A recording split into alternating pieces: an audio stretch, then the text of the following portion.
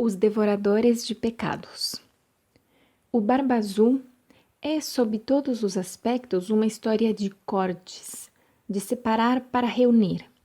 No último estágio da história, o corpo do Barba Azul é deixado para que os devoradores de carne, os corvos marinhos, as aves de rapina e os abutres o levem embora.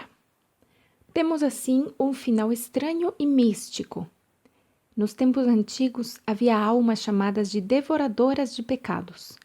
Eram espíritos, pássaros ou animais, às vezes seres humanos, que num estilo algo semelhante ao do bode expiatório, assumiam os pecados, os dejetos da comunidade para que as pessoas pudessem ser redimidas ou purificadas. Já vimos como a mulher selvagem é La Loba, a mulher dos ossos, a descobridora dos mortos, a que canta sobre os ossos dos mortos, trazendo-os de volta à vida. E que essa natureza de vida, morte e vida é um atributo crucial da índole instintiva e selvagem das mulheres. Do mesmo modo, na mitologia nórdica, os devoradores de pecados eram os carniceiros que se alimentavam dos mortos, incubavam-nos no ventre e os levavam para Hel, que não é um lugar, mas uma pessoa. Hel é a deusa da vida e da morte. Ela ensina aos mortos como viver da frente para trás. Eles vão se tornando mais jovens até que estão prontos para renascer e para voltar à vida. Esse ato de devorar pecados e pecadores, sua subsequente incubação e sua liberação de volta à vida, constituem um processo de individuação para os seres mais abjetos da psique. Nesse sentido, é correto e válido que para essa finalidade retiremos energia dos elementos predatórios da nossa psique, matando-os, por assim dizer, esgotando sua força. Eles, então, podem ser devolvidos à compassiva mãe da vida, morte e vida, para serem transformados e recriados num estado menos beligerante. Muitos estudiosos que examinaram esse conto consideram que o Barba Azul representa uma força que não pode ser redimida. Na minha opinião, porém, existe mais um campo para esse aspecto da psique. Não a transformação de um carnífice em um Mr. Chips, porém algo mais parecido com uma pessoa que precisa ser mantida num hospício, um lugar razoável com árvores, céu e alimentação adequada, e talvez música para acalmar, e não alguém a ser banido para um canto nos fundos da psique para ser torturado e insultado. Por outro lado, não quero dar a entender que não exista algo que seja um mal manifesto e irregenerável, pois isso também existe. No transcorrer dos tempos, há a sensação mística de que todo o esforço de individuação realizado por seres humanos também afeta as trevas no inconsciente coletivo de todos os humanos, sendo esse o lugar de residência do predador. Jung disse uma vez que Deus adquiria maior consciência à medida que os seres humanos adquiriam maior consciência. Ele postulava que os humanos lançavam luz sobre o lado sombrio de Deus quando expulsavam seus próprios demônios para a luz do dia. Não afirmo saber como tudo isso funciona, mas de acordo com o padrão arquetípico, aparentemente funcionaria da seguinte forma. Em vez de insultar o predador da psique, ou em vez de fugir dele, nós o desarmamos. Conseguimos esse feito não nos permitindo pensamentos discordantes a respeito da vida da nossa alma e especialmente do nosso valor. Capturamos os pensamentos nocivos antes que eles cresçam o suficiente para nos prejudicar e os destruímos. Desarmamos o predador ao enfrentar suas invectivas com a projeção das nossas próprias verdades. Predador: você nunca termina nada que começa. Você: termino muitas coisas sim. enfraquecemos os ataques do predador natural, levando a sério o que for verdade no que ele disser, trabalhando com essas verdades e ignorando o resto. Desarmamos o predador ao manter nossas intuições e instintos e resistindo à sua sedução. Se fôssemos fazer uma lista de todas as nossas perdas até o momento atual nas nossas vidas, lembrando-nos de ocasiões em que nos decepcionamos, em que estivemos indefesas diante do suplício, em que tivemos uma fantasia cheia de glacê e frufru, compreenderíamos que esses são pontos vulneráveis na nossa psique.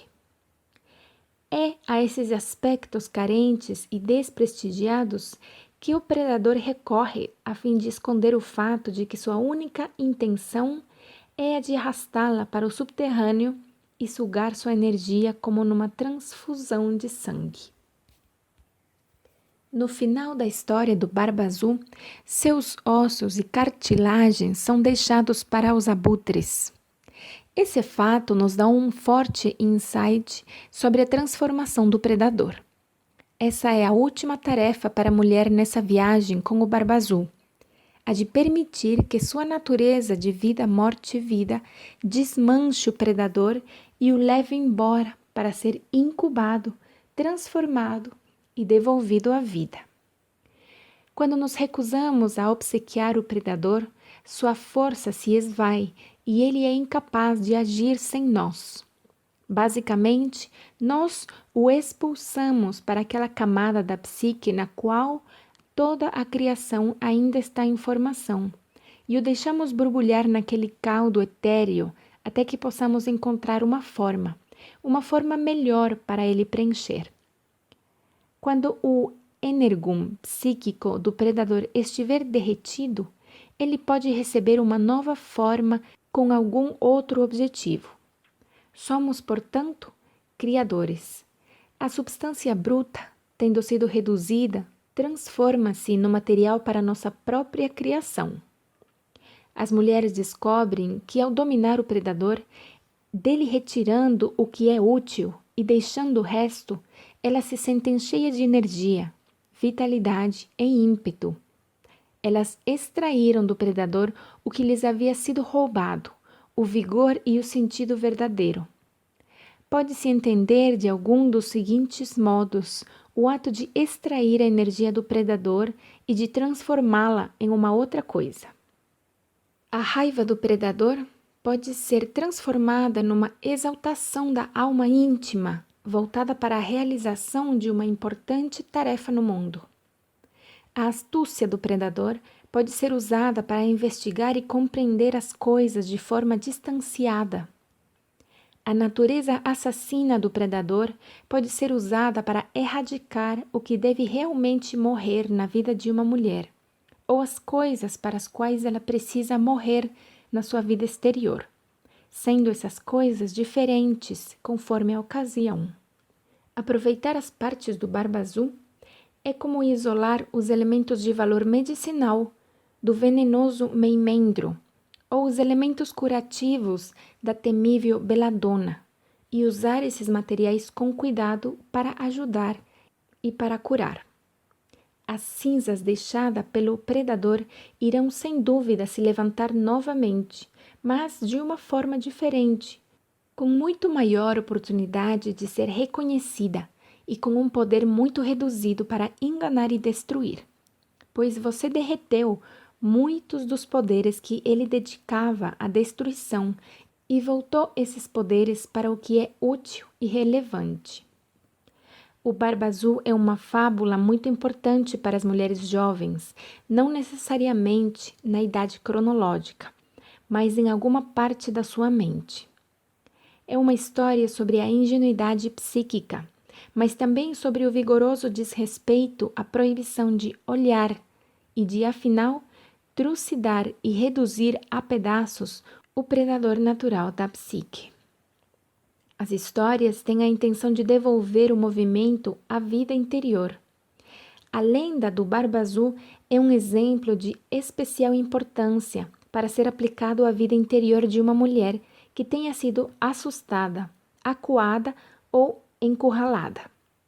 As soluções presentes nas histórias diminuem o medo, ministram doses de adrenalina na hora certa e, o que é mais importante para o self ingênuo no cativeiro, abrem portas em paredes anteriormente sem nenhuma abertura. Talvez o mais importante seja o fato de a história do Barba Azul trazer ao nível do consciente a chave psíquica, a chave de fazer qualquer pergunta a respeito de nós mesmos, da nossa família, dos nossos projetos e da vida como um todo. Depois, como um ser selvagem que tudo fareja, que cheira em volta, debaixo e dentro para descobrir o que uma coisa é, a mulher está livre para encontrar respostas verdadeiras para suas perguntas mais profundas e mais sombrias.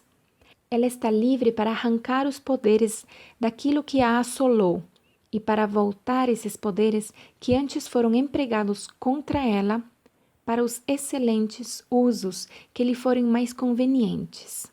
Assim é a mulher selvagem.